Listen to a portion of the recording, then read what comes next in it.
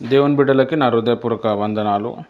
మనం ఈరోజు కీర్తన గ్రంథాన్ని మనము ధ్యానం చేద్దాం.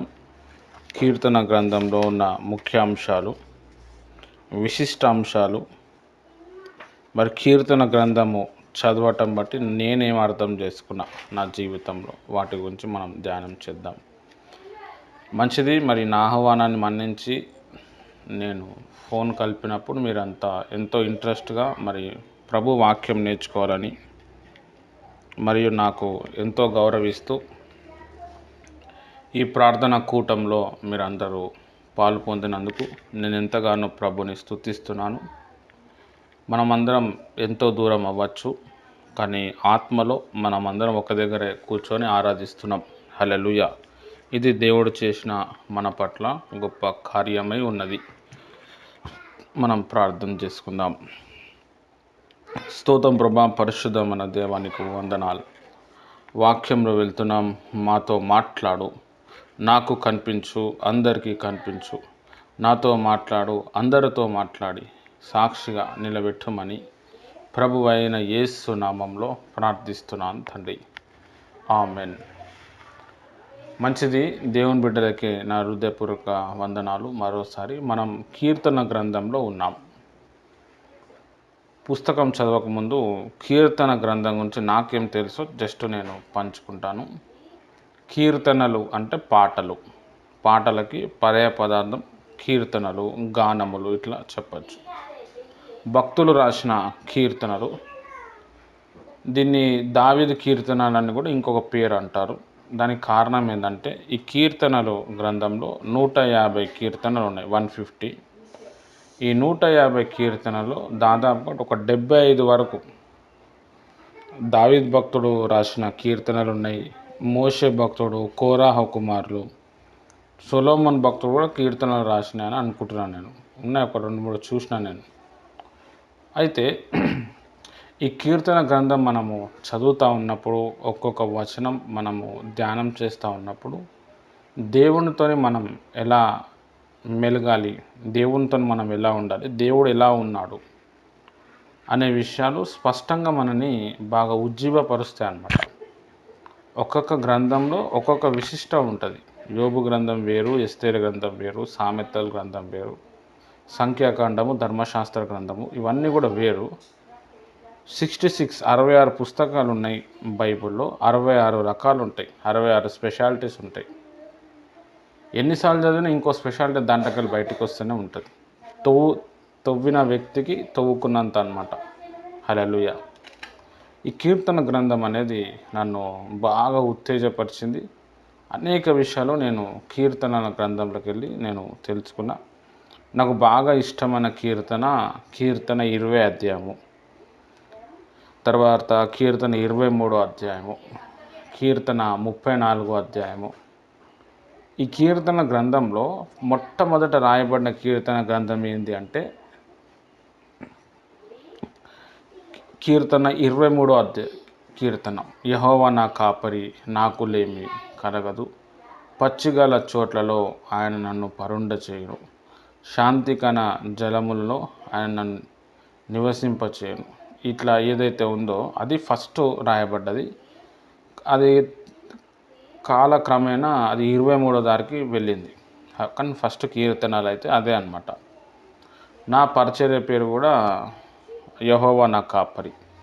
ఎల్రోహి అంటే యెహోవా నా కాపరి. ఒకవేళ నేను చర్చ్ కడితే కీర్తన 23వ అధ్యాయంలో ఒక ఫస్ట్ మాట యెహోవా నా కాపరి అని చెప్పి ఫస్ట్ హెడ్డింగ్ అదే పెడతా అన్నమాట. చాలా ఇంపార్టెంట్. ఒకరోజు పాస్టర్స్ మీటింగ్ ఉన్నప్పుడు ఇట్లనే నా బర్త్డే వచ్చింది. నా బర్త్డే రోజు పాస్టర్ గారు ఈ కీర్తన 23 దాని మీదనే ఆయన ప్రసంగం చెప్పాడు.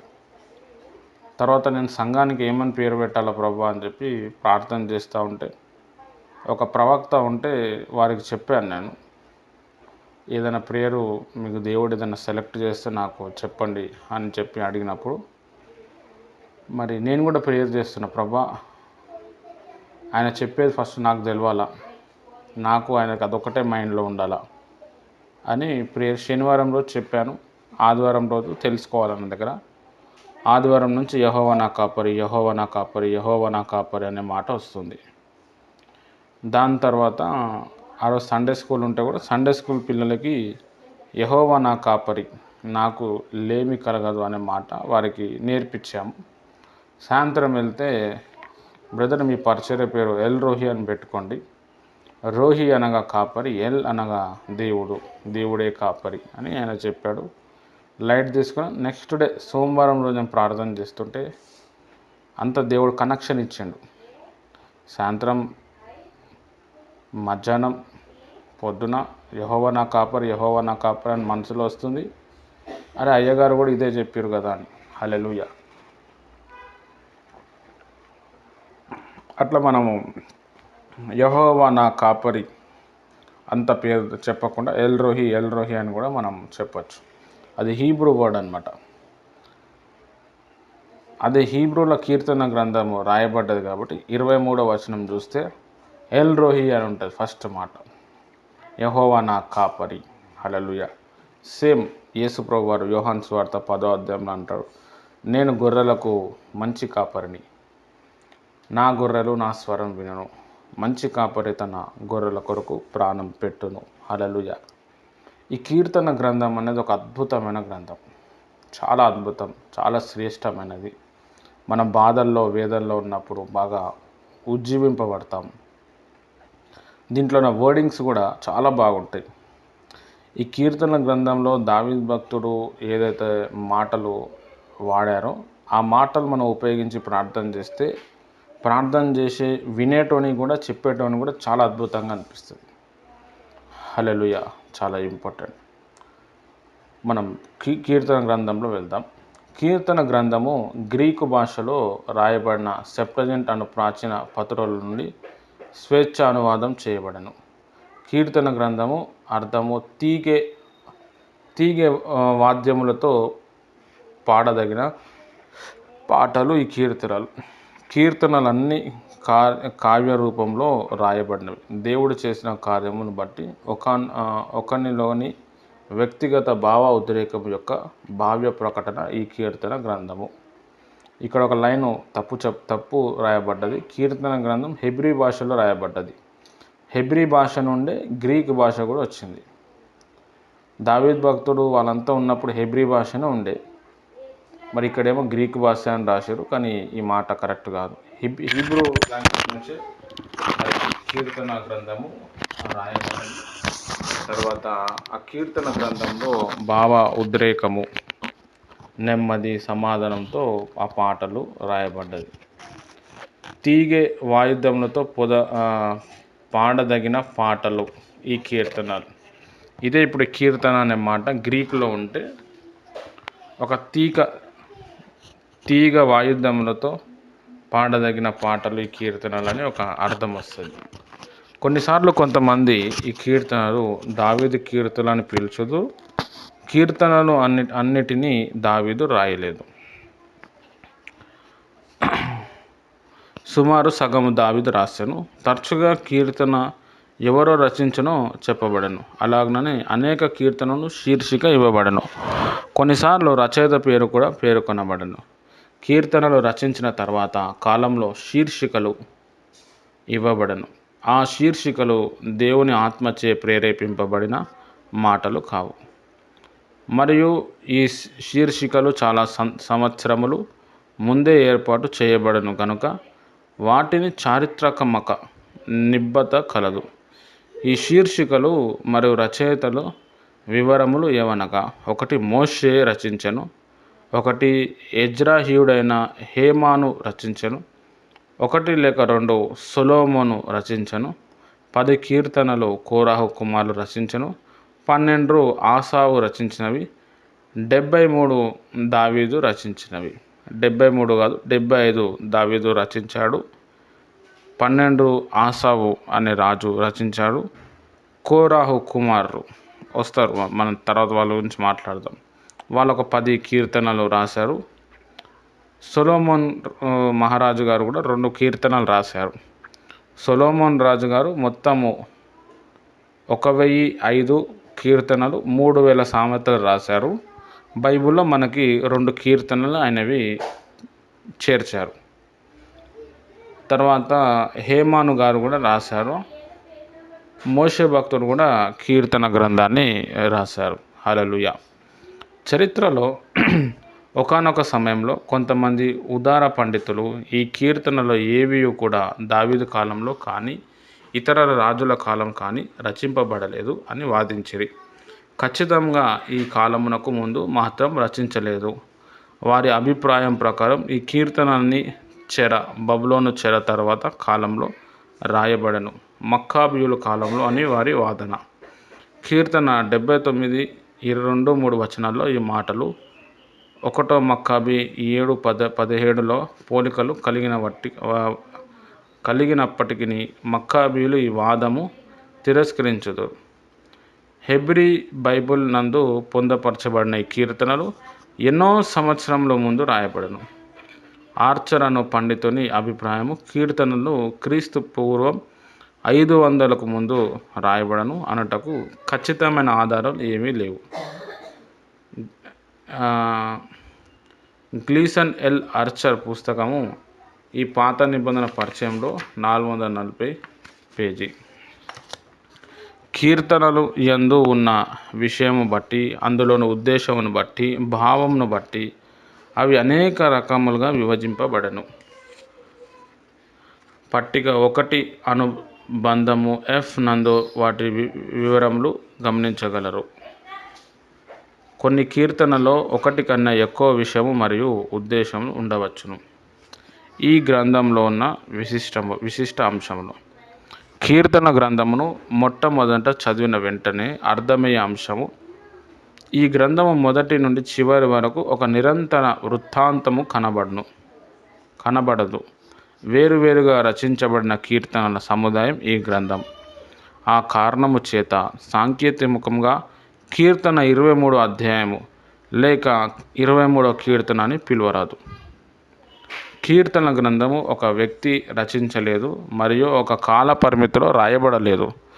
గ్రంథము ఏ కాలంలో ముగించబడనో కూడా చెప్పలేము. కానీ ఎజ్రా మరియు నెహెమ్యాల తర్వాత కాలము మాత్రం ఖచ్చితంగా కాదు. కీర్తనను 5 భాగములుగా చేయబడను. ప్రతి భాగము ఆశీర్వచనముతో ముగియను. ఈ గ్రంథమందు ఉపయోగింపబడిన ఒక విశిష్ట మాట సేలా. కొన్ని ఆధునిక ముద్రణలో ఈ మాటను తొలగించిరి, కానీ సగటు బైబిల్ పాఠకులకు ఈ మాట సుపరిచితము. కొన్ని ఆధునిక ముద్రణలలో కావ్య రూపమును ప్రతిబింబించుటకు గాను ఈ మాటకును ఇతర వాక్యములకు కొంత ఖాళీ ఏర్పరిచిరి. ఈ మాటకు వేరువేరు నిర్వచనము కలవు. ఒక ఖచ్చితమైన అర్థమైతే లేదు. అందరూ సాధారణంగా అంగీకరించిన అర్థం. పాటకు మధ్యలో వచ్చు సంగీతము. సేలా అను ఈ మాటను చదవకూడదు లేక పాడకూడదు.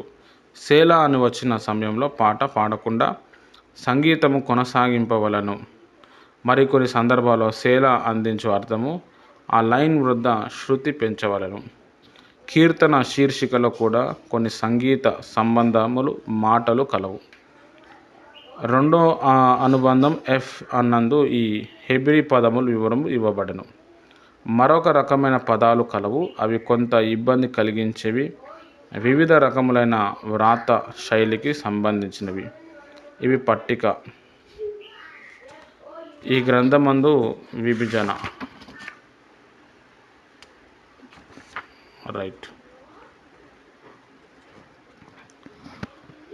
విషయ సంగ్రహము.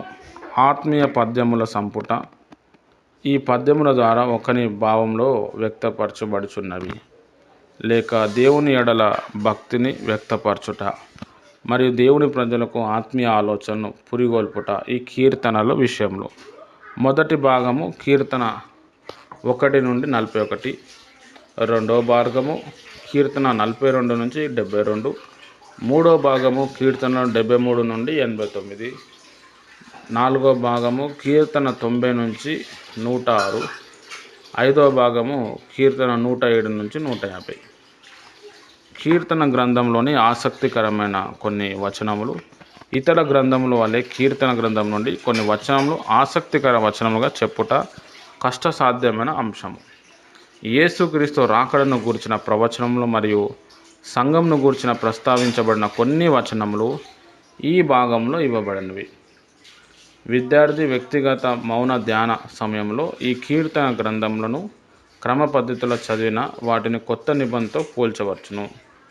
కీర్తనలు 2 కీర్తన 1వ వచనం అపోస్తుల కార్యం 4వ అధ్యాయం 25-26 వచనంలో కనిపిస్తుంది. తర్వాత 2వ అధ్యాయం 7వ వచనం చూస్తే హెబ్రీయులకు రాసిన పత్రిక 1 నుండి 1-5 వచనం కనిపిస్తుంది. కీర్తన 16-19 చదివితే అపోస్తుల కార్యం 2:27 తర్వాత 13:35 మనకి కనిపిస్తుంది. కీర్తన 22:1 చూస్తే మత్తయి సువార్త 27వ అధ్యాయం 46వ వచనం కనిపిస్తుంది. ఇట్లా కీర్తన గ్రంథంలో చాలా రిఫరెన్స్లు ఇవ్వబడ్డాయి. యేసు ప్రభు గురించి, మరి ఆయన ఎలా పుడతాడు, ఆయన ఎలా చనిపోతాడు, చనిపోయే మూమెంట్లో ఆయనకి ఏం జరుగుతుంది, ఆయన జీవితం మొత్తంలో ఏమవుతుందనే ప్రవచన మాటలు కూడా మనకి కీర్తన గ్రంథంలో ఉన్నది. మరి 5 భాగాలుగా కీర్తన గ్రంథాన్ని విభజించారు. ఈ 5 భాగాలు కూడా ఆదికాండము, నిర్గమకాండము, లేవీకాండము, సంఖ్యాకాండము, ద్వితీయోపదేశ కాండంతో కొంచెం పోలికలు కనిపిస్తాయి అన్నమాట. అంటే ధర్మశాస్త్రం ఎట్లయితే రాయబడ్డదో కీర్తన 1వ అధ్యాయం నుంచి 150 కీర్తనలు కూడా అదే ఫార్మాట్లో కొన్ని వచనాలు కనిపిస్తాయి.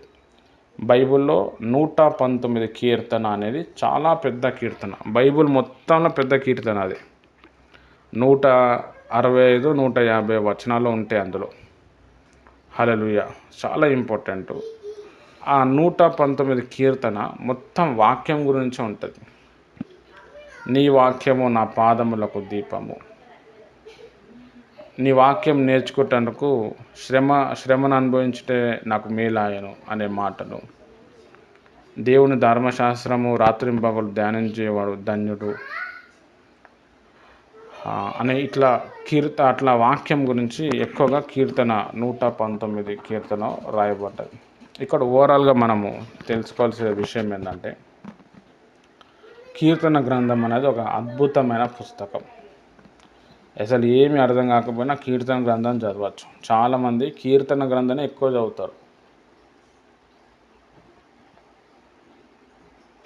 మన డైలీ లైఫ్లో మార్నింగ్ టైంలో సామెతల గ్రంథం, రాత్రి సమయంలో కీర్తన గ్రంథాన్ని మనము చదువుకోవచ్చు. ఈ కీర్తన గ్రంథంలో వివాహానికి సంబంధించినవి, మంత్రాలకు సంబంధించినవి, రోగాలకు సంబంధించినవి, ఒక దొంగ ఎవరైనా దొంగతనం చేస్తే ఈ కీర్తన గ్రంథంలో ఒక గ్రంథం ఉంటుంది, ఒక అధ్యాయం ఉంటుంది, నేను మర్చిపోయాను అది. ఆ అధ్యాయం చదివి ఒక కత్తెర దాని మీద పెట్టి ఒక 4-5 కూర్చొని ప్రార్థన చేసి ఆ అధ్యాయం చదివితే ఆ కత్తెర ఏమవుతుందంటే ఎవరైనా అక్కడ దొంగ ఉంటే వారి వైపు తిరుగుతుంది. ఇది నేను ప్రాక్టికల్గా కూడా చూసి అది మర్చిపోయాను నేను, అది ఈ కీర్తనను. అంటే కీర్తన గ్రంథంలో అంత పవర్ ఉంది. ఎవరైనా దొంగ ఉన్నప్పుడు పట్టుకోవటం చాలా కష్టమైనప్పుడు వాళ్ళని కూర్చోబెట్టి ప్రేయర్ చేసుకొని ఆ కీర్తన 34-35 అధ్యాయం మొత్తానికి అది చదివి ఒక కత్తెర ఆ బైబిల్ మీద పెట్టినప్పుడు అది చదివిన తర్వాత ఆ కత్తెర తిరుగుతుంది. ఎక్కడ దొంగ ఉంటే అక్కడ తిరుగుతుంది. ఈ లూథరన్ చర్చ్ వాళ్ళు, బ్యాప్టిస్ట్ చర్చ్ వాళ్ళకి ఈ కాన్సెప్ట్ తెలుసు, నేను మర్చిపోయాను అది. ఒకరోజు నేను లేచి నిజంగా తిరిగిందనమాట, ఆ దొంగని పట్టుకోవచ్చు అనమాట. ఇది కీర్తన గ్రంథంలో ఉన్న ఒక గొప్ప స్పెషాలిటీ అనమాట. హల్లెలూయా, చాలా ఇంపార్టెంట్. దేవునితో మనము ఎలా బ్రతకాలి, మనం అసలు ఏమై ఉన్నాము, దేవుడు మనకి ఏమై ఉన్నాడు అనే ఒక అద్భుతమైన అంశాలు కీర్తన గ్రంథంలో మనకు దొరుకుతుంది. కాబట్టి పొద్దున టైంలో సామెతల గ్రంథం చదువుకోవటం, సాయంత్రకాల సమయంలో కీర్తన గ్రంథం చదవటం ఒక మంచి విశ్వాసికి సూచన అయి ఉన్నది. హల్లెలూయా. ఈరోజు మరి డేట్ ఎంత, ఈరోజు జూలై 4 కాబట్టి పొద్దున టైంలో సామెత 4వ అధ్యాయం చదవచ్చు. కీర్తన 4వ అధ్యాయము రాత్రిపూట చదవచ్చు. 30 రోజుల తర్వాత కీర్తన అయిపోతే దాన్ని మళ్ళీ కంటిన్యూ చేసుకుంటూ పోవచ్చు. దాదాపుగా 5 నెలలు చదవచ్చు రోజు ఒక కీర్తన గ్రంథం అయితే. హల్లెలూయా. మంచిది. దేవుడి మాటలు దీవించునుగాక. ఆమెన్.